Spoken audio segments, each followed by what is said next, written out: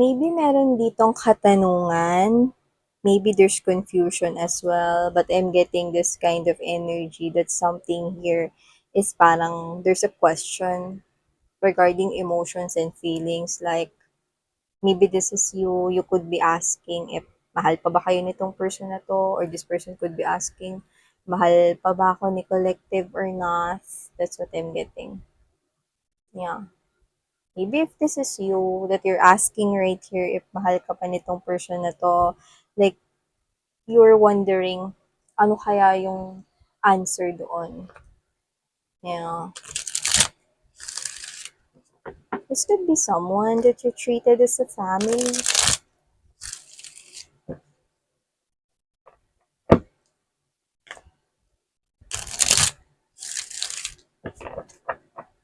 Okay.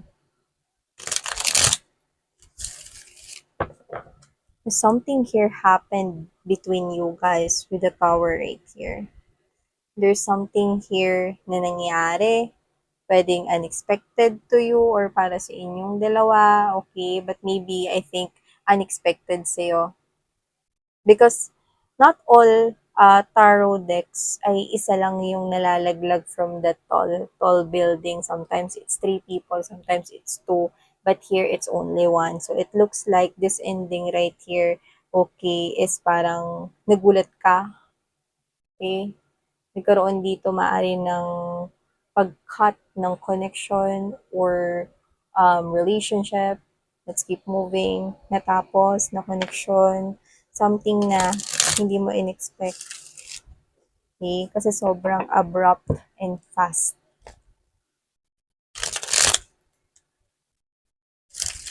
But yeah, I'm getting that kind of strong question talaga. Like, mahal mo pa ba ako? Mahal mo pa ba ako? Mahal mo pa ba ako? It's like umaalingaw-ngaw sa aking thoughts. Let's go ahead and check out what is the answer to that question.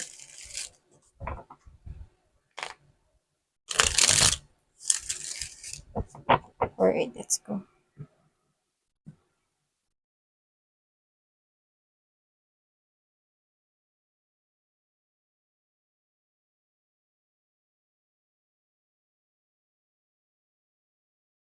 Oh. Ilatag na muna natin lahat ng energy sa ating table, mga babes, bago natin simulan ang reading na to for you guys.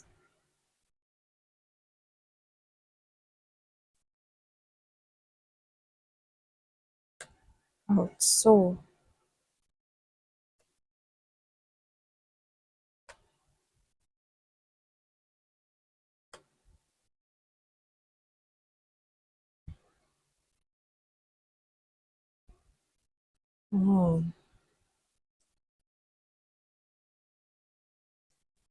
isang malaking Yes. Yan, no? So, thank you so much, Collective. Nandito na naman kayo sa ating tambayan, no? At sa mga new subscribers, hello sa inyong lahat. Ako po si Yan. Welcome kayo dito. Sana magstay kayo here with us.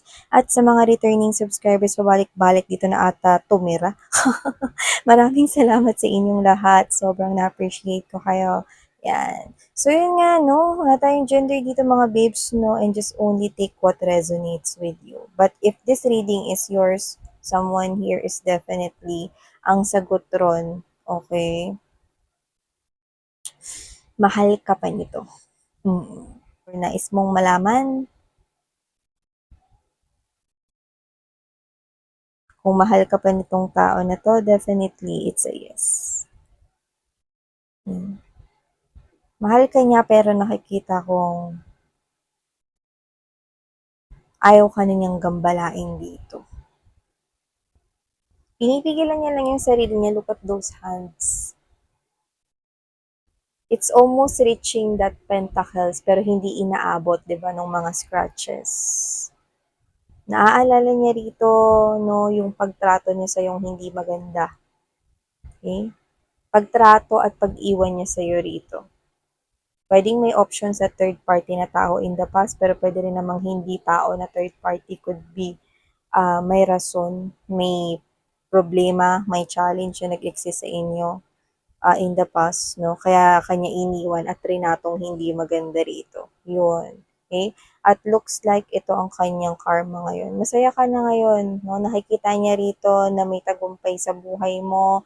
You're standing tall, you're the empress here, and you could be okay, mga babes, no? Happy sa yung buhay right now. Yung iba sa inyo, kayo ay may asawa na, pwede rin naman na may kakonik na kayong iba, pero pwedeng hindi pa kayo kasal ng tao na yan. May bagong pag-ibig na, okay, kayo ritong tinitingnan, no? May bagong tao na kayong minamahal. Yan. At alam niya yun. This person here is spying on you. This person here is watching you from a distance. Oo, masakit, masakit, no? Masakit. Kasi, alam mo, parang buong buhay niya, ikaw lang yung minahal niya ng ganito. Parang sana maaga ko ito na napagtanto. Yan, no? Pero, yun yung bagay, mga babes, no? Na hindi niya napagtanto noon, na ngayon ay maaaring nare-realize niya. Alam mo yung everyday, araw-araw, feels like torture. Parang feeling niya hinahanap niya yung sarili niya rito. With this hermit right here. Hmm? Hinahanap niya yung sarili niya rito. Okay? Kasi maaaring sa'yo niya yung natagpuan eh, yung sarili niya. Nahanap niya yun sa feeling mo eh. Okay? Pero yun nga yun eh, lagi namang ganun. Pag hindi mo pinahalagahan yung isang bagay or isang sitwasyon or isang tao, kapag ito'y wala na sa'yo, dun mo nakikita no, ang tunay nitong halaga. So kung sino man tong tao na to, no, magulo yung kanyang sitwasyon right now. Okay? Nagkanda gusot-gusot rito, no, ang kanya ritong mga hinaharap dito sa kanyang personal na life. At ayaw kanya na ritong guluhin pa. Ayaw ka na niyang i-drag dito sa messy life niya, yun ang nakukuha ko rito. So, kung sino man tong person na to, ang linaw na sa kanyang isipan with this hangman right here, sa kanya rito, no, na thoughts, ay nasaktan niya kayo rito ng sobra. It's like this person is telling me na hindi siya karapat-dapat for you. It's like this person right here is telling me na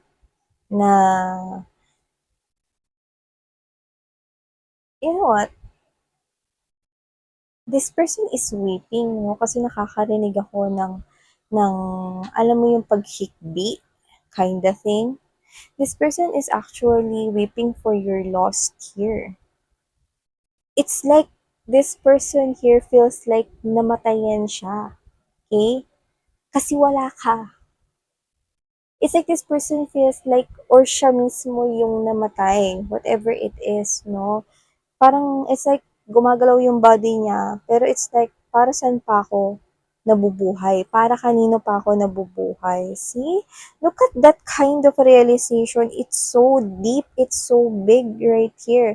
It's like this person here, ang tanong niya sa sarili niya, very clear nakikita natin rito, death,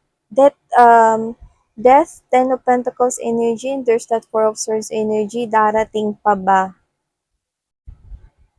yung pag-asa na magmamahal siya ulit, mabubuhay siya ulit? Kailan ba yun? Yeah. So definitely, this person feels like na kahit siya ay buhay pa, pakiramdam niya, okay, siya ay patay na here. Kasi you're not anymore in his or her life. Wala ka na sa buhay niya ngayon. Okay? Gusto niya, no? Gusto niya mga babes, no? Na makasama ka, no? Nakikita ka niya. Alam mo kung anong nakakaloka? Mas lalo niyang sinasaktan ang sarili niya dahil tinitingnan niya yung mga pictures, photos mo. Pwedeng sa social media accounts mo. Any social media platforms. Facebook, Instagram, TikTok, yeah. Maybe you have also a channel, okay, or maybe you are doing something in different applications. We have a lot of applications right here where you could showcase your talent. Baka nakikita kayo, napapanood ka niya, pero regardless kung may channel ka or meron ka rito social media, this person is looking at your photos. At wala siyang ibang naiisip, no? Kundi kung gaano ka-strong yung samahan ninyo dati na sinayang niya lang. Okay? You know what I mean? So, whoever this individual is, I'm getting that this person here, nagsisisi siya na iniwan ka niya at hindi ka niya trinato ng tama noon. Yun yung bagay rito na sobrang pinagsisisihan niya. Pinipigilan niya rito noon ng sobra-sobra yung sarili niya with that Four of Pentacles energy holding back right here. Okay? Masaya na ngayon si Collective. Meron na siyang ibang binamahal o nakikita ko siya na okay na. Yan, para sa iba, maaring wala pa kayo ritong kakonect, pero nakikita niya kayong okay na kayo. You're happy with yourself. You're confident right now. Ayaw niya na kayong guluhin. Simula nang na-realize niya rito, no, na wala siya ritong iba pala talagang minahal ng ganito, kundi ikaw lamang. And yes, oo, mahal ka pa niya. Yan, no, nagraragasa, rumaragasa, no. Balanse na yung pagmamahal niya ngayon sa'yo, no? Ano man yung naging balakid, third party situation in the past, no? Yun yung bagay na nagpagising pala, no, sa kung ano pala yung tunay niyang halaga, ano pala yung tunay mong halaga sa kanya. Yeah. So, whoever this individual is, napakalinaw. Sobra-sobra ka pa niyang minamahal dito. Pero ayaw niya nang lumapit sa'yo dahil nakikita niyang okay ka na, masaya ka na, ayaw ka na niyang i-drag rito sa kanyang messy life na I'm picking up, okay, marami siyang kinakaharap ditong problema. Pwedeng may kinalaman sa pera or may kinalaman sa kanyang personal na buhay. Magulo yung kanya ritong life, not ayaw kanya ritong madamay. Hindi mo daw siya deserve. Hindi ka daw karapat-dapat for him or her, lalo na sa kanyang sitwasyon ngayon. So, kung sino man siya mga babes, no, I'm seeing that you've already walked away from whoever this person is. Your energy is giving me the vibe that you're paying attention here to the new love, or this is you paying attention here to your abundance, to your prosperity, to your own personal life, to your dreams, na hindi siya kasali. Okay? So whatever the case may be, this person here is heartbroken, thinking, I am seeing someone here, no? Madalas siya lumalampas, okay, sa bababaan niya na stop. So, I'm seeing it's a bus, okay? And hindi siya nagreklamo. Though, wala siyang reklamo. Madalas siyang lumalampas, kunwari bahay na niya or kanto na. Madalas lumalampas siya dahil iniisip niya tong bagay na to involving with you guys. Like this person's totally messed up thinking about you. You are in this person's head. You're stuck in there. You keep on running and running, okay, round and round like a hamster into this person's head. Okay? Kaya kahit lumalampas siya, alam mo yung tulala lang, no, pagbaba niya doon ng bus, di ba yung iba sinasabi, ay ano ba yan, lumampas ako. Siya hindi. Pagbaba niya tulala, naglalakad lang, pauwi sa kanila. Yeah. If he or she will continue to do this, I'm getting this kind of energy right here na mas posible na maagawan siya dito ng gamit or mas natchan siya ng gamit dito kasi wala siya sa sarili niyang pag-iisip. You know that feeling of losing something really important with you? That's the feeling na nararamdaman niya. Parang, sige, kunin niyo na 'tong lahat ng gamit ko rito, wala rin naman 'tong silbi, 'di naman ito mababalik sa akin si Collective, sige kunin niyo na 'yan. Gusto niyo kunin niyo na rin 'tong damit ko, tanggalin ko lang. O 'yan, sa'yo na. 'Yan, 'no, gano'n siya. So, whatever the case may be, this person here is parang wala nang ibang solusyon for him or her, kundi ikaw lang. Pero yun nga, yung tanging solusyon is nasaan na? Wala na sa kanya. So yeah, collective, itong nakuha nating mensahe for you guys. Yan, thank you so much for always standing by here. And thank you so much sa inyong warm love and support, yung subscribers. I hope na magstay kayo here with us. You're welcome here in our community. Thank you so much, Sarah Ngayon Love and Life. And